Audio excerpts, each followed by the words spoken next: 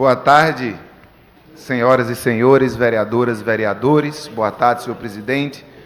Boa tarde, colegas da imprensa. Boa tarde às pessoas que nos assistem a partir das galerias e aquelas pessoas que nos assistem também através da transmissão ao vivo pelo YouTube. Em menos de uma semana, duas tragédias envolvendo desmoronamento de imóveis assustaram o Brasil. A primeira aqui, na nossa cidade, no bairro da Boa Vista, na Rua da Matriz. O casarão caiu, deixando 4 pessoas feridas. Depois, em São Paulo, no edifício Wilton Paz de Almeida, no incêndio que ainda não foi investigado, não se sabe as causas desse incêndio, desabou um edifício que estava ocupado por um dos tantos movimentos, dos inúmeros movimentos que lutam no nosso país pelo direito à moradia.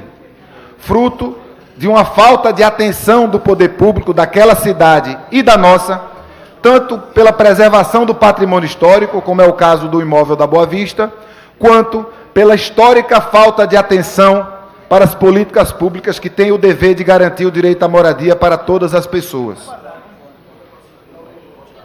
Essas tragédias não podem, em primeiro lugar, esconder a falta de ação do poder público na garantia das políticas públicas para a moradia. Só nos bairros da Boa Vista, São José e Santo Antônio, existem 400 imóveis que a Defesa Civil declarou como imóveis que correm risco de desabamento. 400 imóveis. Muitos deles numa zona especial da preservação ao patrimônio histórico, uma ZEP. Uma ZEP inclui imóveis que estão sujeitos ao dever de cuidar do poder público. Então a Prefeitura tem o dever de ter uma política para esses imóveis, tanto uma política que demaja a restauração, quanto uma política que possa fazer com que esses imóveis, aqueles que estão abandonados, que são centenas, possam ter um uso social, que sirvam, por exemplo, para dirimir o enorme déficit habitacional que a gente tem na nossa cidade. Eu gosto sempre de lembrar, na cidade do Recife, mais de 70 mil famílias não têm uma moradia digna para viver.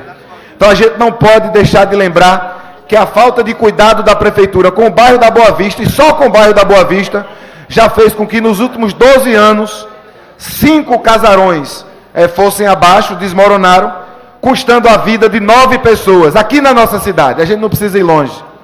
Aqui na nossa cidade, em que 400 imóveis em 3 bairros passam por situação de risco, acidentes, tragédias, nos últimos 5 anos mataram 9 pessoas.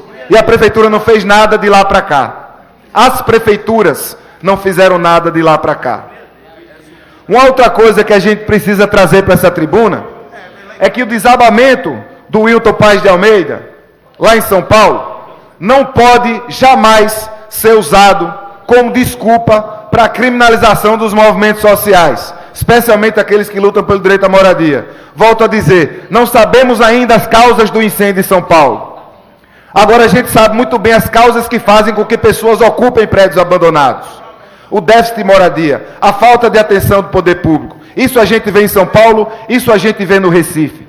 70 mil famílias não têm onde morar. Só no bairro de Santo Antônio são 42 imóveis abandonados. Só no centro expandido do Recife, centenas de imóveis devem mais de 350 milhões de reais de IPTU, e a gente não regulamentou aqui nessa casa o IPTU progressivo, por exemplo, que poderia fazer com que esses imóveis fossem desapropriados.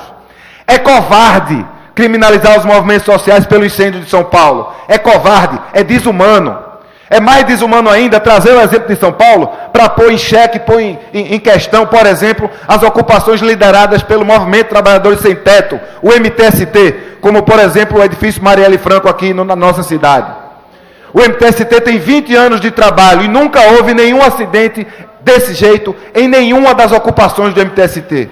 Aqui no Marielle Franco, as instalações hidráulicas e elétricas foram feitas por profissionais da área, os mesmos profissionais que constroem prédios e constroem casas e não têm o direito a morar. Lá eles e elas moram, lá eles e elas fizeram as instalações elétricas e hidráulicas com doações da sociedade civil. E ainda aguardam que chegue lá a Defesa Civil, ainda aguardam que chegue lá o Corpo de Bombeiros para ver que aquele prédio encontra-se sim em estado de habitação, não corre risco nenhum, pelo contrário.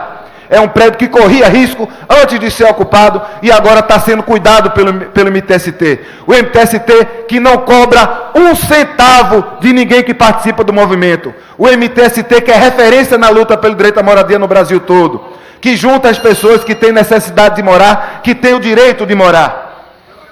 É importante dizer que a Prefeitura ainda precisa fazer um gesto para com Marielle Franco, para que o projeto que já está sendo realizado por técnicos e profissionais de urbanismo e arquitetura possa ingressar como a organização Habitat para a Humanidade tem defendido no Minha Casa Minha Vida, para que as pessoas que habitam lá tenham o direito... Com licença, presidente, estou encerrando minha fala, estou encerrando, por favor. Para que as pessoas que hoje habitam lá e lutam pelo direito à moradia possam viver num prédio que esteja preparado para a habitação. E é isso que os movimentos decidem, é isso que os movimentos querem. É covarde, repito, criminalizar movimentos sociais por uma tragédia que aconteceu em São Paulo, principalmente causada pela omissão do mesmo poder público que quer criminalizá-los. Muito obrigado.